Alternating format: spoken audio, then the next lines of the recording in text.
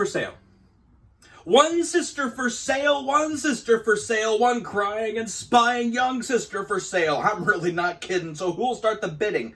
Do I hear $1, a nickel, a penny? Oh, isn't there any one kid who will buy this old sister for sale, this crying and spying young sister for sale? Sleeping sardines.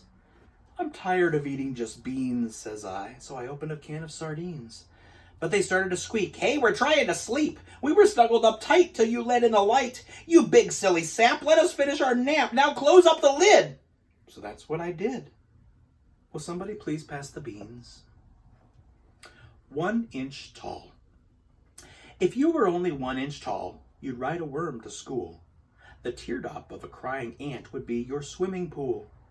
The crumb of cake would be a feast and last you 7 days at least. A flea would be a frightening beast if you were 1 inch tall.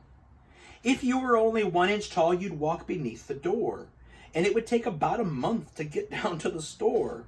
A bit of fluff would be your bed. You'd swing upon a spider's thread. You'd wear a thimble on your head if you were 1 inch tall.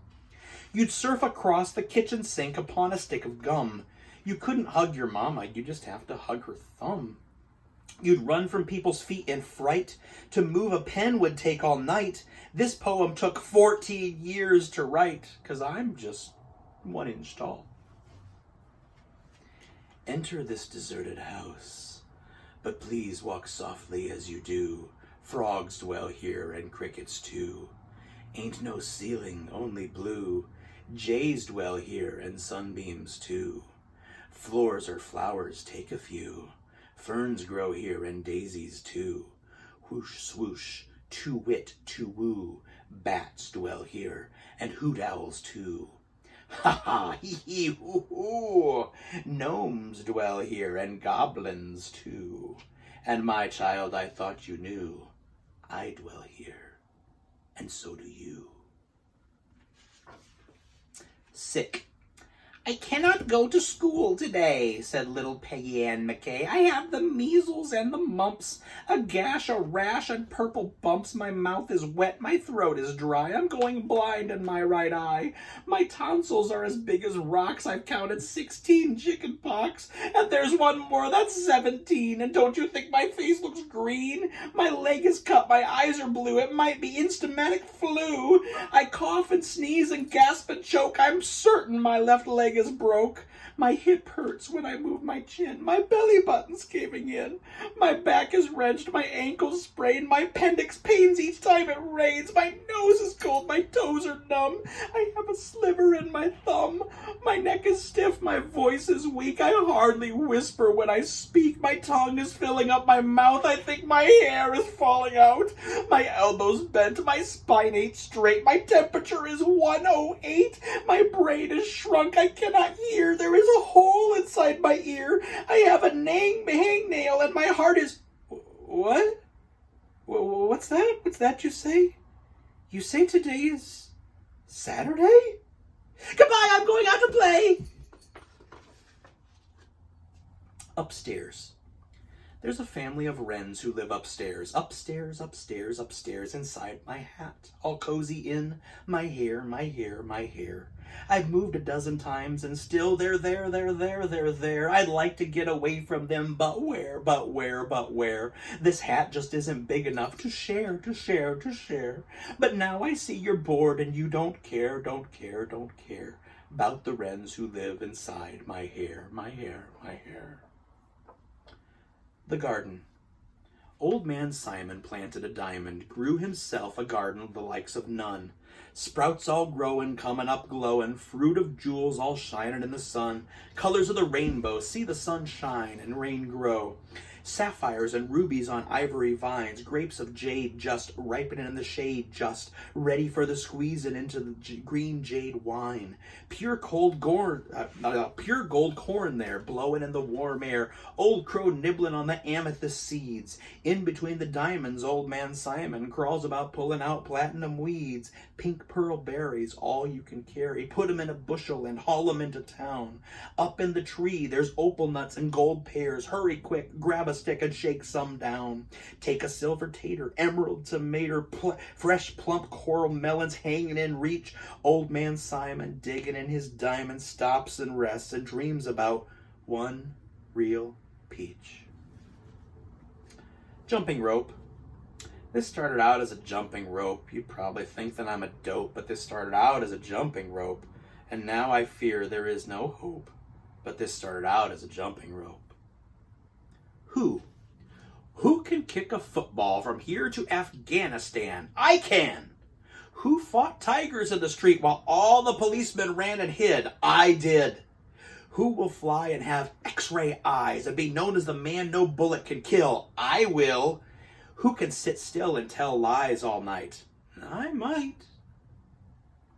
Ridiculous Rose. Her mama said, "Don't eat with your fingers." "Okay," said Ridiculous Rose.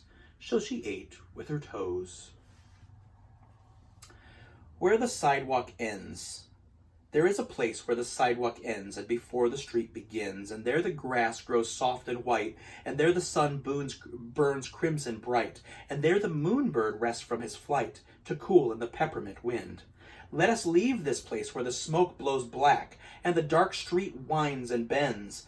Past the pits where the asphalt flowers grow, we shall walk with a walk that is measured and slow, and watch where the chalk-white arrows grow, to the place where the sidewalk ends. Yes, we'll walk with a walk that is measured and slow, and we'll go where the chalk-white arrows go, for the children they mark and the children they know, the place where the sidewalk ends. Snowman. 'Twas the first day of the springtime, and the snowman stood alone, as the winter snows were melting and the pine trees seemed to groan.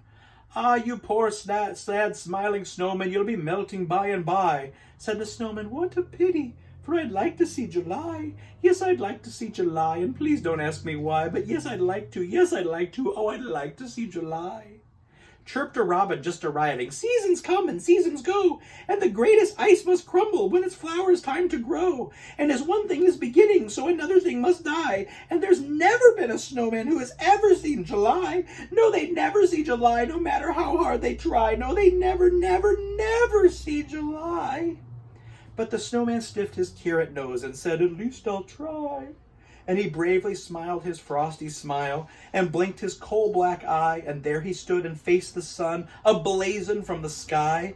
And I really cannot tell you if he ever saw July.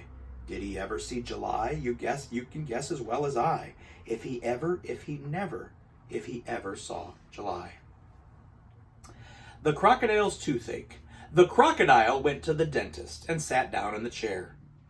And the dentist said, "Now tell me, sir, why does it hurt and where?" And the crocodile said, "I'll tell you the truth, I have a terrible ache in my tooth."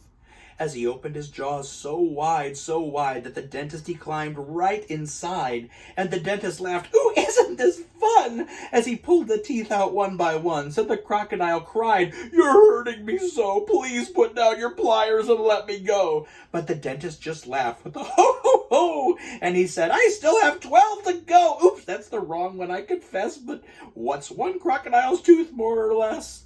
Then suddenly the jaws went snap, and the dentist was gone right off the map. And where he went one could only guess, to north or south or east or west. He left no forwarding address, but what's one dentist, more or less? Thumbs. Oh, the thumbsucker's thumb may look wrinkled and wet and withered and white as the snow, but the taste of a thumb, it's the sweetest taste yet, as only we thumbsuckers know. Wild boar. If you tell me the wild boar has 20 teeth, I'll say, "Why, sure." Or say that he has 33, that number's quite all right with me. Or scream that he has 99. I'll never say that you are lying. For the number of teeth in a wild boar's mouth is a subject I'm glad I know nothing about. Lester. Lester was given a magic wish by the goblin who lives in the banyan tree. And with his wish, he wished for 2 more wishes. So now instead of just 1 wish, he cleverly had 3.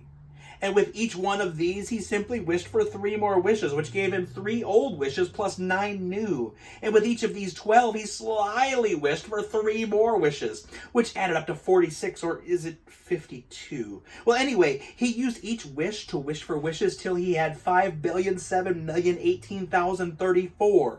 And then he spread them on the ground and clapped his hands and danced around and skipped and sang, and then he sat down and wished for more and more and more. They multiplied while other people smiled and cried and loved and reached and touched and felt. Lester sat amid his wealth, stacked mountain high like stacks of gold, sat and counted and grew old. And then one Thursday night they found him dead with his wishes piled around him. Then they counted the lot and found that not one single one was missing, all shiny and new. Here, take a few, and think of Lester as you do. In a world of apples and kissing and shoes, he wasted his wishes on wishing. Sarah Cynthia Sylvia Stout would not take the garbage out. Sarah Cynthia Sylvia Stout would not take the garbage out. She'd scour the pots and scrape the pans, candy the yams and spice the hams, and though her daddy would scream and shout, she simply would not take the garbage out. And so it piled up to the ceilings. Coffee grounds, potato peelings, brown bananas, rotted peas, chunks of sour cottage cheese. It filled the can, it covered the floor, it cracked the window and blocked the door with bacon rinds and chicken bones, drippy ends of ice cream cones, prune pits, peach pits, orange peel, gloppy glumps of cold oatmeal, pizza crust and withered green, soggy beans and tangerines, crusts of black burned butter toast, grizzly bits of beefy roast. The garbage rolled down to the hall, it raised the roof, it broke the wall. Greasy napkins, cookie crumbs, globs of gooey bubblegum, cellophane from green bologna, rubbery, blubbery macaroni, peanut butter caked and dry, curdled milk, crusts of pie, moldy melons, dried up mustard, eggshells mixed with lemon custard, cold French fries and rancid meat, yellow lumps of cream of wheat. At last the garbage reached so high that finally it touched the sky, and all the neighbors moved away and none of her friends would come to play. And finally Sarah Cynthia Stout said, "Okay, I'll take the garbage out." But then, of course, it was too late. The garbage reached across the state, from New York to the Golden Gate, and there in the garbage she did hate. Poor Sarah met an awful fate that I cannot right now relate, because the hour is much too late. But children, remember Sarah Stout, and always take the garbage out. Drats. Can anyone lend me 2 80-pound rats? I want to rid my house of cats. Hat. Teddy said it was a hat, so I put it on. Now Dad is saying, "Where the heck's the toilet plunger gone?" My rules. If you want to marry me, here's what you'll have to do. You must learn how to make a perfect chicken dumpling stew. And you must sew my holy socks and soothe my troubled mind and develop the knack for scratching my back and keep my shoes spotlessly shined. And while I rest, you must rake up the leaves, and when it is hailing and snowing, you must shovel the walk and be still when I talk it. And hey, where are you going? Oh, have you heard? It's time for vaccinations? I think someone put salt into your tea. They're giving us 11-month vacations, and Florida has sunk into the sea. Oh, have you heard the president has measles? The principal has just burned down the school. Your hair is full of ants and purple weasels. April Fools! Warning. Inside everybody's nose there lives a sharp-toothed snail. So if you stick your finger in, he may bite off your nail. Stick it further up inside and he may bite your ring off. Stick it all the way and he may bite the whole darn thing off. The unicorn. A long time ago, when the earth was green, and there was more kinds of animals than you've ever seen, and they were all run free around while the earth was being born, and the loveliest of all was the unicorn. There was green alligators and long-necked geese. There was humpy, bumpy camels and chimpanzees. There was cats and drats and elephants. But sure as you're born, the loveliest of all was that unicorn. But the Lord seen some sinning, and it caused him pain. And he says, stand back, I'm gonna make it rain. He says, hey, brother Noah, I'll tell you what to do. Go and build me a floating zoo. And you'll take 2 alligators and a couple of geese, 2 humpy bumpy camels and 2 chimpanzee. Take 2 cats and drats and elephants. But sure as you're born, Noah, don't you forget my unicorn. Now Noah was there, and he answered the call, and he finished up the ark. Just as the rain started falling, he marked in the animals 2 by 2, and he called out as they went through, hey, Lord, I got your 2 alligators and your couple of geese, your humpy bumpy camels and your 2 chimpanzees, got your cats and drats and elephants, but Lord, I'm so forlorn, because I just don't see no unicorn. Old Noah looked out through the driving rain, but the unicorns were hiding, playing silly games. They were kicking and splashing in the misty morn. Oh, them silly unicorn. Then the goat started goating, and the snake started snaking, the elephant started elephanting, and the boat started shaking. The mouse started squeaking, and the lion started roaring, and everyone's aboard but the unicorn. I mean the green alligators, and the long-necked geese, and the humpy bumpy camels, and the chimpanzees. Noah cried, close the door, because the rain is pouring, and we just can't wait for them unicorn. Then the ark started moving, and it drifted with the tide. And the unicorns looked up from the rock and cried, and the water came up and sort of floated them away. That's why you've never seen a unicorn to this day. You'll see lots of alligators and a whole mess of geese. You'll see humpy bumpy camels and lots of chimpanzees. You'll see cats and drats and elephants, but sure as you're born, you're never gonna see no unicorn. Treehouse. A treehouse, a free house, a secret you and me house. A high up in the leafy branches, cozy as can be house. A street house, a neat house, be sure and wipe your feet house. It's not my kind of house at all. Let's go live in a treehouse. The flying festoon. Oh, I'm going to ride the flying festoon. I'll jump on his back and I'll whistle a tune. And we'll fly into the outermost tip of the moon, the flying festoon and I. I'm taking a sandwich and ball and a prune. And we're leaving this evening precisely at noon, for I'm going to fly with the flying festoon just as soon as he learns how to fly. No difference. Small as a peanut, big as a giant. We're all the same size when we turn off the light. Rich as a sultan, poor as a mite. We're all worth the same when we turn off the light. Red, black, or orange, yellow, or white, we all look the same when we turn off the light. So maybe the way to make everything right is for God to just reach out and turn off the light. Invisible boy. And here we see the invisible boy in his lovely invisible house, feeding a piece of invisible cheese to a lovely invisible mouse. Oh, what a beautiful picture to see. Will you draw an invisible picture for me?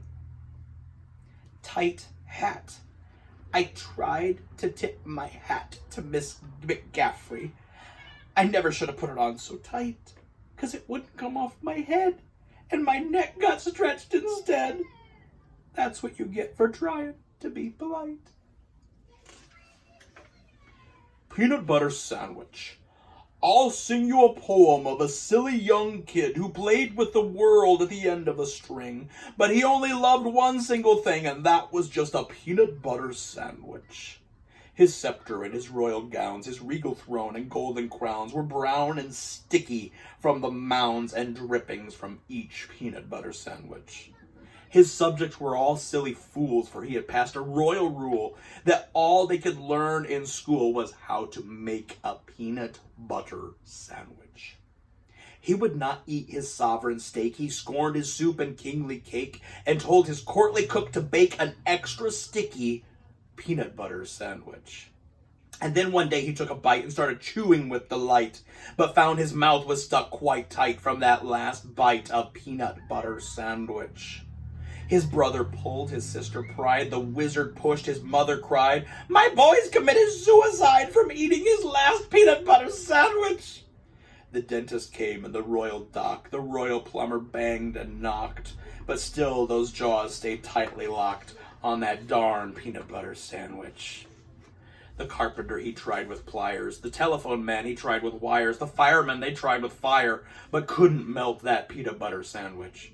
With ropes and pulleys, drills and coil, with steam and lubricating oil. For 20 years of tears and toil, they fought that awful peanut butter sandwich. Then all his royal subjects came. They hooked his jaws with grappling chains and pulled both ways with might and main against that stubborn peanut butter sandwich. Each man and woman and girl and boy put down their plows and pots and toys and pulled till crack, oh joy, they broke right through that peanut butter sandwich. A puff of dust, a screech, a squeak. The king's jaw opened with a creak. And then, in voice so faint and weak, the first words that they heard him speak were, "How about a peanut butter sandwich?" Lazy Jane. Lazy, lazy, lazy, lazy, lazy, lazy Jane. She wants a drink of water. So she waits and waits and waits and waits and waits for it to rain. The edge of the world. Columbus said the world is round, but don't you believe a word of that, for I've been down to the edge of the world, sat on the edge where the wild wind whirled, peeked over the ledge where the blue smoke curls, and I can tell you, boys and girls, the world is flat. Santa and the Reindeer. "This is the hour," said Santa Claus, "the bells ring merrily." Then on his back he slung his pack, and into his sleigh climbed he. "On Dancer, on Prancer, on Donner and Blitzen, on Comet and Cupid," cried he. And all the reindeers leaped but one, and that one stood silently. He had pulled the sleigh for 1,000 years, and never a word spoke he. Now he stood in the snow, and he whispered low, "What do you have for me?" "I have games for toys for girls and boys," said Santa cheerily. The reindeer stood as if made of wood. "But what do you have for me?" "The socks are hung, the bells are rung," cried Santa desperately. The reindeer winked at a falling star. "But what do you have for me?" Then Santa reached into his beard and found a tiny flea. And he put it on the reindeer's ear, and the reindeer said, "For me, oh gee!" And into the blue away they flew with the flea. And the moral of this Yuletide tale, you know as well as me. The toucan. Tell me who can catch a toucan? Lou can. Just how few can ride the toucan? Toucan. What kind of goo can stick you to the toucan? Glue can. Who can write some more about the toucan? You can. The planet of Mars. On the planet of Mars, they have clothes just like ours, and they have the same shoes and same laces, and they have the same charms and same graces, and they have the same heads and same faces, but not in the very same places. Love. Ricky was L, but he's home with the flu. Lizzie, our O, had some homework to do. Mitchell, he probably got lost on the way. So I'm all of love that could make it today. Dirtiest man in the world. Oh, I'm Dirty Dan, the world's dirtiest man. I've never taken a shower. I can't see my shirt. It's so covered with dirt, and my ears have enough to grow flowers. But the water is either a little too hot or else it's a little too cold. I'm musty and dusty and patchy and scratchy and mangy and covered with mold. But the water is always a little too hot or else it's a little too cold. I live in a pen with 5 hogs and a hen, and 3 squizzly lizards who creep in my bed, and then they itch as I squirm and I twitch in the cruddy old sheets that I sleep in. If you look down my throat with a flashlight, you'd note that my insides are coated with rust. I creak when I walk, I squeak when I talk, and each time I sneeze, I blow out dust. The thought of a towel and some soap makes me howl, and when people have something to tell me, they don't come and tell it. They stand back and yell it. I think they're afraid they might smell me. The bedbugs that leap on me sing to me to sleep, and the garbage flies buzz me awake. They're the best friends I've found. I fear they might drown, so I never go too near a lake. Each evening at 9, I sit down to dine with the termites who live in my chair, and I joke with the bats and have intimate chats with the cooties who crawl through my hair. I'll brighten my life if I just found a wife. But I fear that never will be until I find a girl gentle and kind, with a beautiful face and a sensitive mind, who sparkles and twinkles and glistens and shines, who's almost as dirty as me. Point of view. Thanksgiving dinner's sad and thankless. Christmas dinner's dark and blue, when you stop and try to see it from the turkey's point of view. Sunday dinner isn't sunny, Easter feasts are just bad luck, when you see it from the viewpoint of a chicken or a duck. Okay, how I once loved tuna salad, pork and lobsters, lamb chops too, till I stopped and looked at dinner from the dinner's point of view. Magical eraser. She wouldn't believe this pencil has a magical eraser. She said I was a silly moo. She said I was a liar too. She dared me prove that it was true. And so what could I do? I erased her. Spaghetti. Spaghetti, spaghetti all over the place, up to my elbows, up to my face, over the carpet and under the chairs, into the hammock and wound round the stairs, filling the bathtub and covering the desk, making the sofa a mad, mushy mess. The party is ruined. I'm terribly worried. The guests have all left unless they're all buried. I told them bring presents. I said throw confetti. I guess they heard wrong because they all threw spaghetti.